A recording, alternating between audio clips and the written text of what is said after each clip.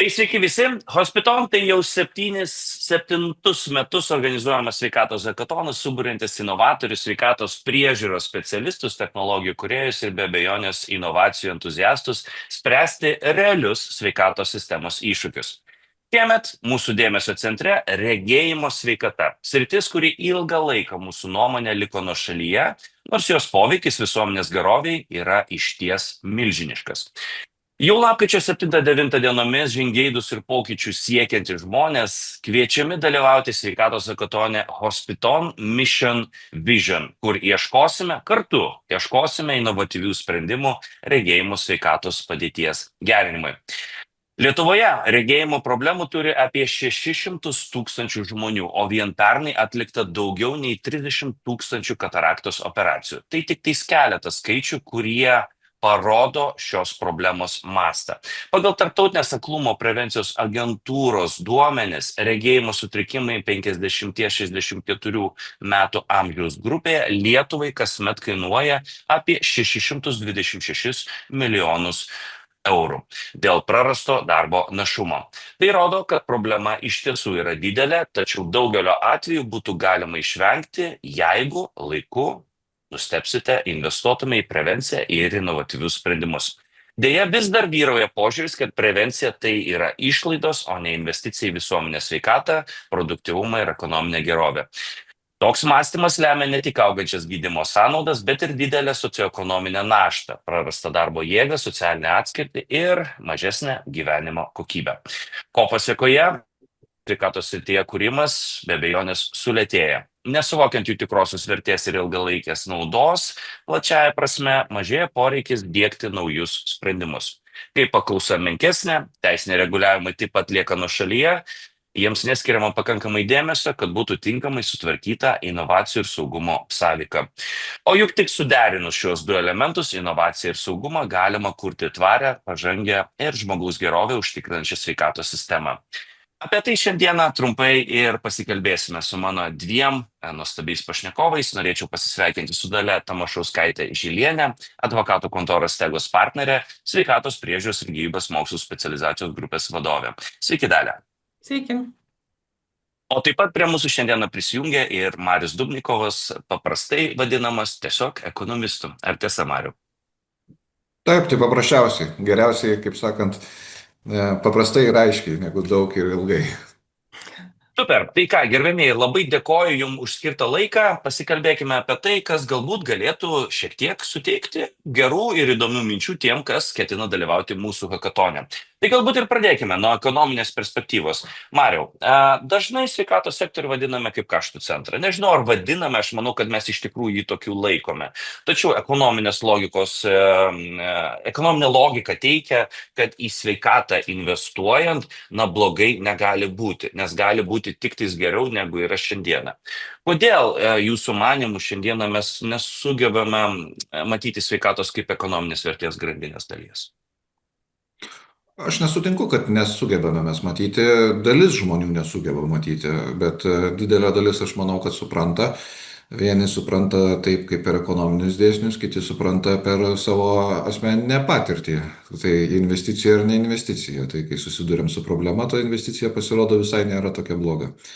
Tai iš tiesų, kaip kaštai žiūrimi, sakykime, iš valstybės valdymo pusės, tai kaštai dėl to, kad tai yra biudžeto eilutė, bet kokia atveju, ir netokia ir maža. Tai reiškia, kainuoja pinigus, kainuoja mokesčių mokėtojų veiksmus, kainuoja, sakykime, laiką ir panašiai. Bet kaip tai galima pamatyti, ar tai investicija ar ne investicija, tai mūsų istorija nėra labai ilga, kuri tokia galima analizuoti, 100 metų paimkime, dėka medicininių sprendimų žmogaus gyvenimo laikotarpis realiai padvigubėjo per 100 metų. Vidutinį, tas tikėtinas gyvenimo laikotarpis. Tai ką tai reiškia? Tai reiškia, kad žmogus, kuris, čia įvairių tų skaičiavimų gali būti, toks dažnai pasitaikantis, matau, kur būna, kad žmogus apie 2 milijonus eurų tikrai sukuria per savo gyvenimą, nespaisant to, ką jis bedarytų. Tai įsivaizduokime, kad tų pinigų sukūriamos pridėtinės vertės jos atsirado daug daugiau. Tai va čia investicija ar ne investicija. Tai O atsiperkamumą galime skaičiuoti pinigais, bet iš tiesų laikausi tokios nuostatos, kad mes šiame gyvenime turime tik tai vienintelę valiutą, tai yra laiką, kiek mes kvėpuojame, žiūrime, džiaugiamės, liūdime ir panašiai. Ir paskui mūsų laikas konvertuojasi į visas kitas išvestinės priemonės. Tai yra pinigai, tai yra namai, tai yra turtinės kažkokios tai turtiniai vienetai. Tai va čia, jeigu medicina sugebėjo išspausti dvigubą gyvenimo laiką, tai yra milžiniška grąža, kurią gauname kiekvienas iš mūsų, gauna mūsų valstybė ir čia yra atsakymas. Paskui mes galime išvesti į bet kokius kitokius vektorius, kuriuos mes galime tik sugalvoti. Aš manau, kad šį atsakymą reikėtų daugumai žmonių kartoti arba kiekvieną mėnesį dar kartelį parodyti, kad medicina jau padovanojo mums dvigubą galimybę, tai nešvaistykime jos, nes, kaip sakėt pats, viskas prasideda nuo tiek, kiek kvėpuoji, o toliau jau ten viską mes susitvarkysime. Šiaip supaprastintų ir požiūrį į geopolitiką, manau. Dalia, norėčiau kreiptis į Jūs. Dažnai šnekame, kad mums labai svarbu, kad labai reikia, visus kviečiame, bet tačiau ar šiandieninė teisinė aplinka labiau skatina ar labiau stabdo inovacijas sveikatos skyriuje? Ir kaip galėtumėm tokį sukurti kažkokį tais reguliacinį modelį, kuriame inovacijos ir saugumas nebūtų labai dideli priešai ir big no. Na, į klausimą turbūt ar labiau skatina, ar labiau stabdo, gal kiek sudėtinga atsakyti, nes reguliavimas sveikatos srity, manau, Arba ko paklausė, jo. yra būtinas ir tikrai nebus taip, kad to reguliavimo nebus. Kas gal problematiška, man atrodo, mūsų reguliavimo srity, kad jis dažnai yra ne iki galo aiškus ir jisai yra toks gana statiškas. Ir jisai juda daug lėčiau, negu iš tikrųjų juda inovacijos. Ir jeigu taip pasižiūrėjus net į tą teisėkūros ar institucijų dokumentus strateginius, tai yra pripažįstama, kad reguliavimas ar reguliavimo iššūkiai yra vienas iš stabdžių inovacijom gyvybės mokslų srityje daryti. Tas pripažįstamas tiek nacionaliniu mūsų lygiu, tiek ES lygiu, kad reikia priimti tam tikrus sprendimus, kurie galėtų pagreitinti tas inovacijas.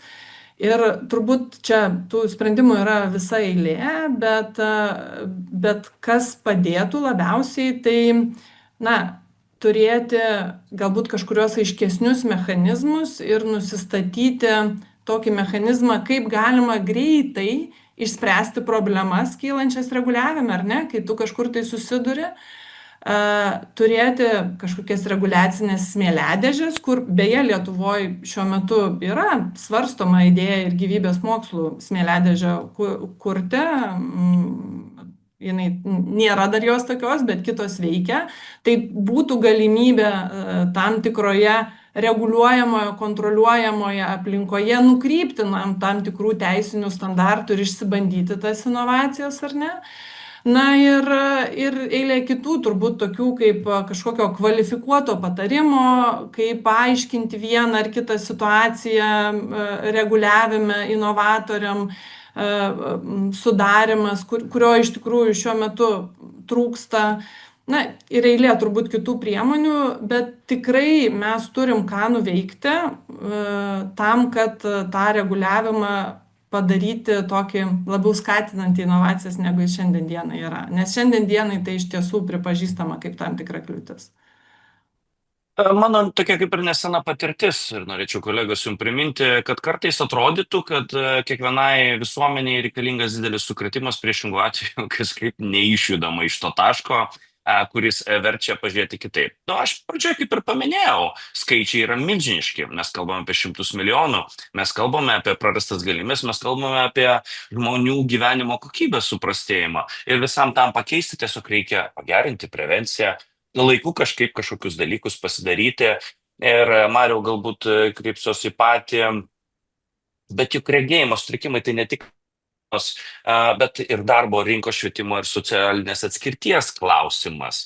Ir pasižiūrėjus į šiandieninę situaciją, man neatrodo, kad tai nėra problema ir kad jos nereikėtų staiga imti ir spręsti. Keltis dokumentus, sakyti, kas mums trukdo, viską velniop išmesti, nes, bet koks pokytis panašu, kad jisai tik pagerins. Ar šioje vietoje mes negalime pažiūrėti truputį į šią sistemą, į šią prevenciją sveikatos sistemiškai ir įgalinti kažkokio tipo sveikatos ekonomiką, kuri būtų paremta bendradarbiavimu tarp tų, kurie žino, ką daryti. Tai manau, kad visada galima viskas. Tik tai, kaip sako, darbas pasidaro darant. Tai, tai iš tiesų visos atskirtys yra labai didelė bėda, ypatingai Lietuvai, dėl to, kad mes neturime laisvų žmonių. Ta prasme, ir negalime turėti nereikalingų žmonių. Netgi atmetant tai, kad mes visus vieni kitus mylim ir džiaugiamės ir taip toliau, visada tai ekonomiškai žiūrint, Lietuva neturi žmonių, kurie galėtų dirbti. Tas, kas nori dirbti, faktiškai turi darbą. Yra labai retas dalis žmonių, kurie yra arba atstumti šiek tiek, arba, sakykime, patys nenori nieko daryti. Tai žvelgiant į priekį,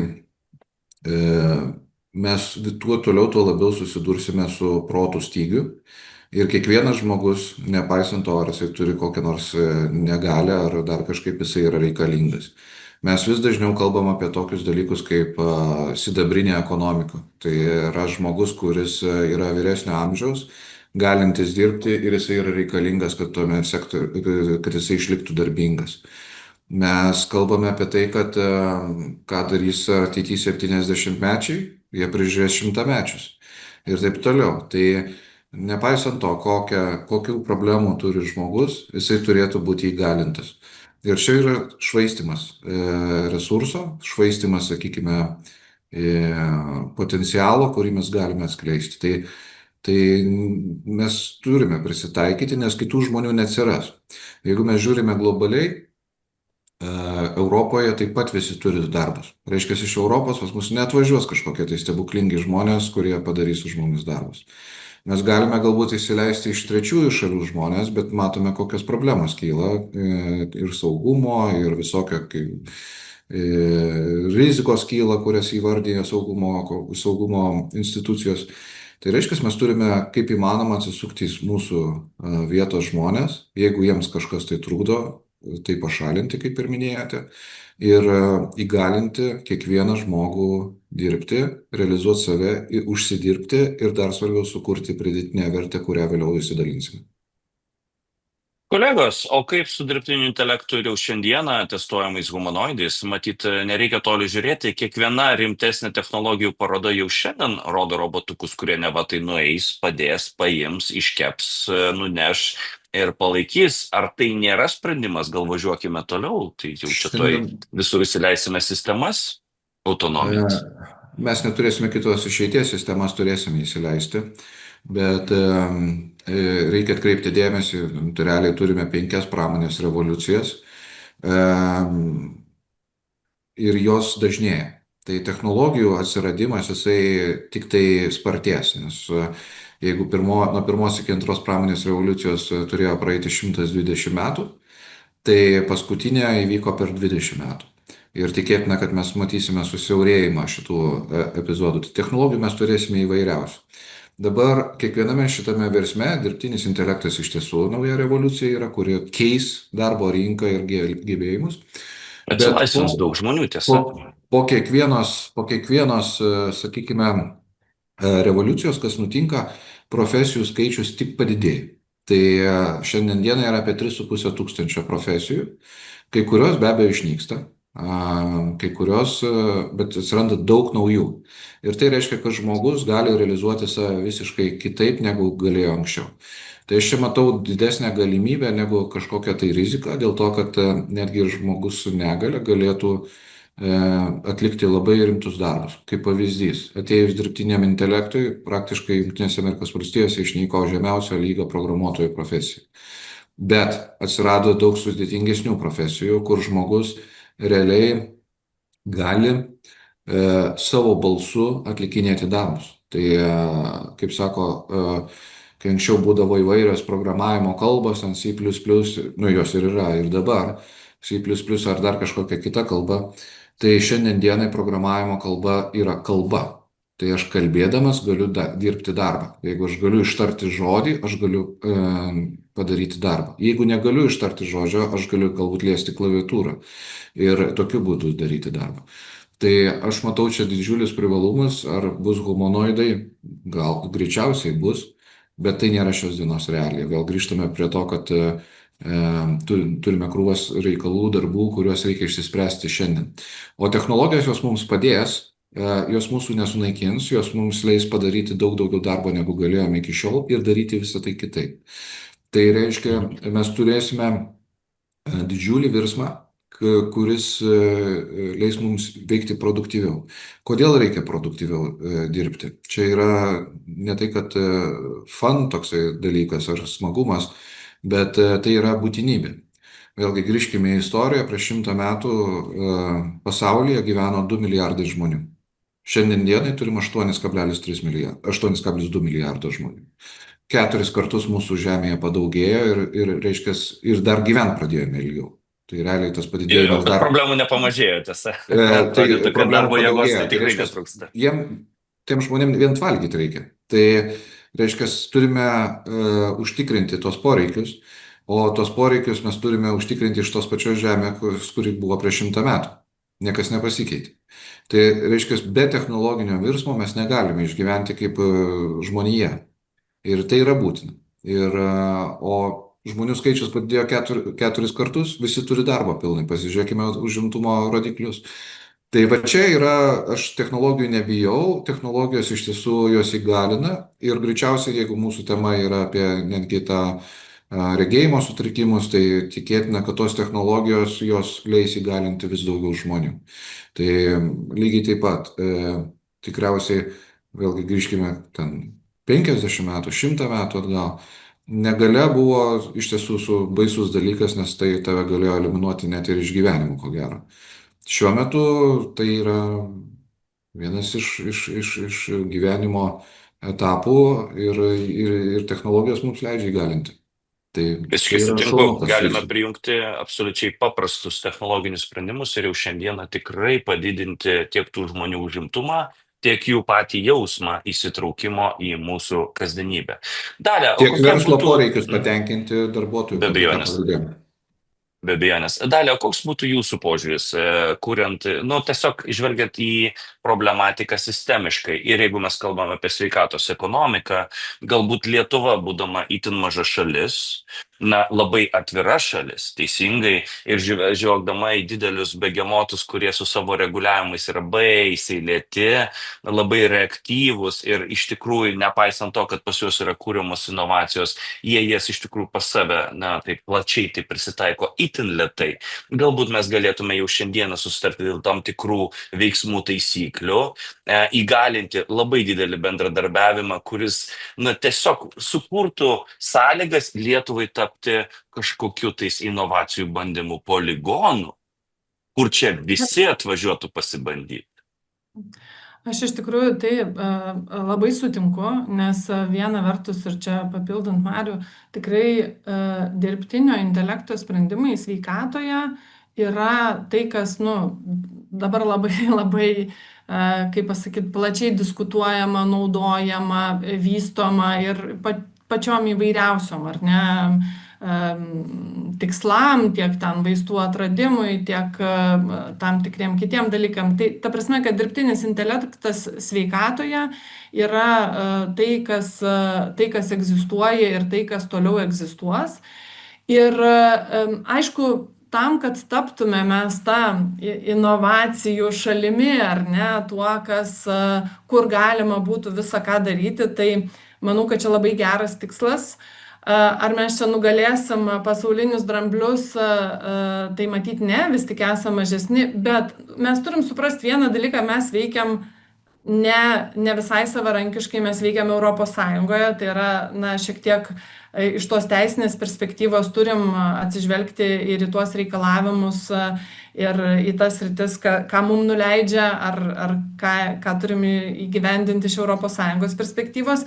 Bet tokias galimybės, manau, kad tikrai turim ir jau dabar kuriam tą pačią dirbtinio intelekto smėliadėžę, kur galima bus išsibandyti, nukrypstant nuo kažkokių tai reikalavimų. Turim turbūt galimybės padaryti pas mus tą sėkmės istoriją gyvybės mokslų sektoriuje. Jau vieną kartą pavyko su fintechais, kur irgi su pagalba tam tikrų galimybių nukrypti Lietuvos banko, ar ne, infrastruktūrą, jeigu taip gali pasakyti, tai kodėlgi to negalėtume pakartoti ir gyvybės mokslų srity. Tai aš manau, kad čia tikrai reikalingas tam tikras, fokusas, nusiteikimas, darbas ir galėtų būti Politinis susitarimas, tiesa. Politinis susitarimas ir galėtų būti viena iš sėkmės istorijų. Plus, kad mes iš tikrųjų turim pakankamai neblogą pagrindą, ta prasme, tiek bazės universitetų ir ten visų mokslo panašiai slėnių, tiek profesionalus turim tikrai gerus ir gerbiamus, ar ne. Tai čia galėtų tas būti. Ar tai labai paprastai padaroma? Turbūt nėra labai paprastai padaroma, nes tam daug reikia ir susitarimo, ir pastangų, bet tikrai teisinga kryptis, sakyčiau. Nuo kažko pradėti reikia. Mariau, mačiau, norėjote reaguoti. Jo, šitoje vietoje norėčiau reaguoti, kas yra su technologijomis.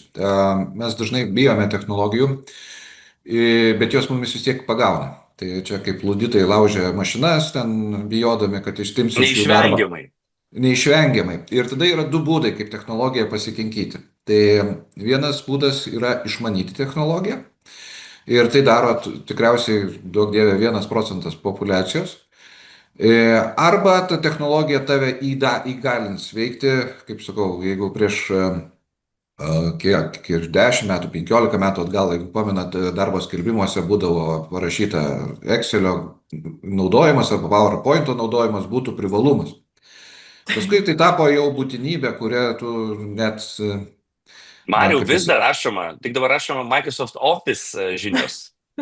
Gal, jau senai mačiau, tiesą pasakius. Bet iš tiesų tai va šitas dirbtinis intelektas irgi bus privalumas, paskui būtinybė ir taip toliau. Kas dar yra svarbu su technologijom? Tai geriau, kai tu pats eini pirmas ir tada tas nusigriebi grėtinę ir gali būti laimingu žmogum, ne? Galbūt nelaimingu, čia nuo kito priklauso, turtingu žmogu, sakykim taip, nebūtinai laimingas turėtų būti. O antras būdas yra pačios sistemos prieimas prie technologijos. Ir čia mes turėsime Lietuvoje pasirinkti, jeigu jau priimsime norą, kad mes turime technologijos prieš akiją, tada ar mes esame technologijos kūrėjai, ar jos pritaikytojai. Čia yra labai svarbus pasirinkimas. Ar mes būsime kūrėjai? Aš šiek tiek abejoju šitoje vietoje, nes kai matai, kokios lėšos yra investuojamas į dirbtinio intelekto kūrimą, tai yra didžiosios galybės Kinai ir Jungtinės Amerikos valstijos. Europa čia yra kažkur tai uodegos gale turbūt. Tai galbūt mes kažkokius komponentus kursim. Gerai, bet iš šitų man atrodo, kad lietuviai turėtų būti labai geri pritaikytojai naujos technologijos, lygiai taip pat kaip mes sugebėjome pritaikyti naujas technologijas interneto tiekime, skaitmenizavime verslų. Mes esame įpratę, kad pavyzdžiui bankas yra skaitmeninis ir čia tarsi duotybė yra, čia taip normalu. Bet jūs važiuokite į vakarus ir tai nebus taip normalu. Dar ten čekį gausite į rankas. Tai va čia yra ir Lietuva, jeigu pasirinks ir mes sugebėsime bent jau būti tais gerais pritaikytojais dirbtinio intelekto arba kitų technologijų, kurios dar ateis, nes po 10 metų greičiausiai mes dar kalbėsime apie technologijas, kurios šiandien net pavadinimo nežinom. Tai va šitas pritaikymas ir čia šitoj srityje, regėjimo srityje pritaikymas, sakykime, tų technologinių, yra labai labai svarbus dalykas. Ir jeigu mes tai darysime labai sistemingai ir sąmoningai, tada mes galime papulti tarp tos populiacijos 1% pasaulyje, kurie sugeba iš technologijos išspausti daugiau. Kitais visais atvejais, ta technologija bet kokia atveju ateis. Tik tai mes galime pavėluoti ir iš to neuždirbti. Tai va čia labai svarbus momentas ir mes turime jūsų diskusijose, kuriuose jūs renksite tikriausiai. Va čia reikėtų tas išgryninti, kokią rolę mes užimam. Ir jeigu mes užimam rolę, tai kaip mes tai realizuojame. Tai va čia. Ir tada, kai padarai pasirinkimą ir dar prisišneki labai stipriai viešai, tai tada nelieka kito tik tai padaryti. Tai va čia yra Nu, toks svarbus. dabartinė Mario valdžia gali pademonstruoti, kad galima šnekėti ir toliau turėti savo kursą ir visiškai nesijaudinti, bet visiškai sutinku, baisu tai, kas nesuprantama, bet jeigu kažkas yra nesuprantama, tas nesuprantama vis tiek ateis ir vis tiek su tuo reikės kažką daryti. Tai geriau šiandieną pradėti domėtis, kokio formato renginiai, kokį mes ir planuojame, ir siūlo tą tokį atvirą dialogą ir galimybę žaisti be didelių klaidų ir be didelių kaštų už klaidas. Kolegos, keliaujant į pačią mūsų diskusijos pabaigą, kadangi vis tiek man norisi iš abiejų iš jūsų išgirsti, vat kokiosgi vis dėlto problematikos regėjimo srityje jums šiandieną atrodytų didelės ir vertos spręsti. Tai aš pabandysiu suformuoti klausimą labai paprastai. Jeigu šiandieną jokie finansai mūsų neriboja ir turėdami internetą mes galime dirbti su pačiais geriausiais planetos specialistais, Dalia, kokią problemą jūs siūlytumėte hakatono dalyviams pradėti analizuoti pirmiausia? Mariau, duodu laiko pagalvoti, Daliai sudėtingesnė užduotis. Aha, iš tikrųjų. Socioekonominę, kokią nors technologinę, ką spręstume. Finansai neriboja, galim bet ką įtraukti į komandą. Aha, na, turbūt vis tik manau, kad pirmiausia reikia sprendimą rasti, ar ne? Tai turbūt ta kažkokia technologija, vat, tas sprendimo ieškojimas ir paieška galėtų būti ašis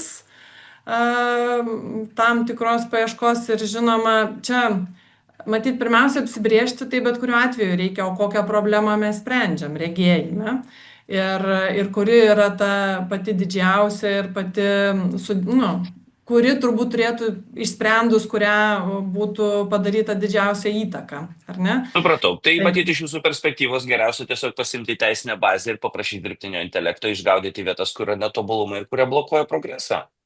Aš, jeigu atvirai, ta prasme, reguliacinę bazę tikrai reikia tvarkyti.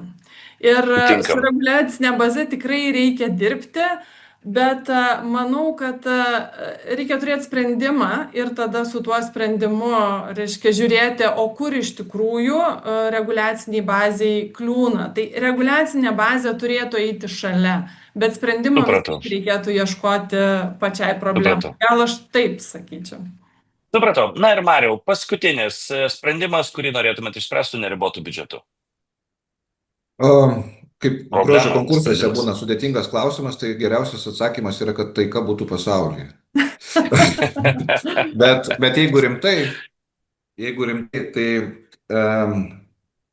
iš tikrųjų jūs jau padarėte patį svarbiausią sprendimą, tai yra suradote problemą. Ir ekonomikoje, ir pasaulyje yra svarbiausias dalykas surasti problemą, kuri liečia kaip įmanoma daugiau žmonių ir ją išspręsti.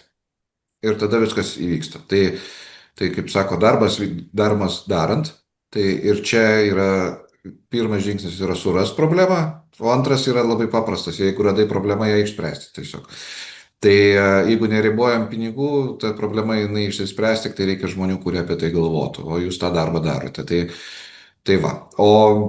O jeigu taip, jeigu visiškai neribojant, tai aš investuočiau būtent į, kaip įmanoma, šiandieninių technologijų diegimą visame kame, tame tarpe ir įgalinimą žmonių, kurie galbūt yra nustumti šiek tiek į šoną dėl įvairių priežasčių, tame tarpe galbūt ir regėjimo klausimų. Tai manau, kad ateitis yra labai šviesi ir tos technologijos mums iš tiesų padės pakeis pasaulį. Prisiminkime, aš kalbėjau tiksliau apie daug atvejų lygindamas, kas buvo prieš 100 metų, bet įsivaizduokime, kokios galimybės buvo prieš 20 metų žmonių. Kai nebuvo populiarus internetas, kai nebuvo populiaru valdyti kompiuterį, kai nebuvo gebėjimų to daryti ir kaip mes dabar sėdime trijose, turbūt Lietuvos kampuose kažkur tai, na bent jau aš taip manau, kad toli esu, ir gebam kalbėtis, įrašyti vaizdą, jį pateikti patraukliai ir iškomunikuoti, nežinau, kiek bus dalyvių, klausytojų, bet tikėtina, kad 100 žmonių. Tai va čia kaip, čia 20 metų. 10 metų galima atsukti. Mes visą laiką darom klaidą, vertiname procesus 1 metų perspektyvoje. Dažniausiai. Čia ne tik Lietuvoje, ir visur kitur.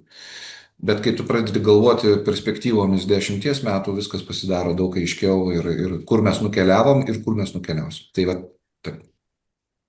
Absoliučiai sutinku su jumis, kolegos, ir pats kaip rinkos kapitalo fondo irgi partneris, irgi dažnai jaučiu, kad šiaip jau tais iš esmės turime mes jau šiandieną viską. Yra tų technologijų, dažnu atveju mes vis tiek kažkur kažką kažkaip pražiūrime. O pražiūrime todėl, kad bent jau mano patirtis teigia, kad dažniausiai yra grėbiama per didelė problema ir nelabai įvertinama iš tikrųjų tas kelias, kurį reikia nueiti tam, kad sklandžiai visą tai įgyvendinti.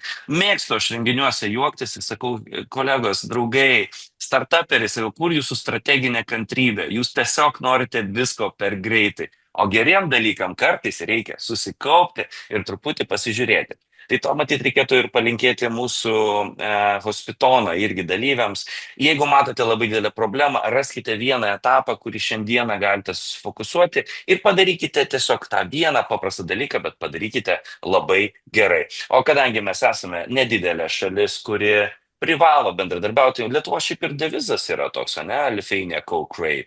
Tai tapkime pačiais geriausiais partneriais, griebkime didelės problemas, susiraskite savo kampą ir jį pradėkite spręsti jau šiandien.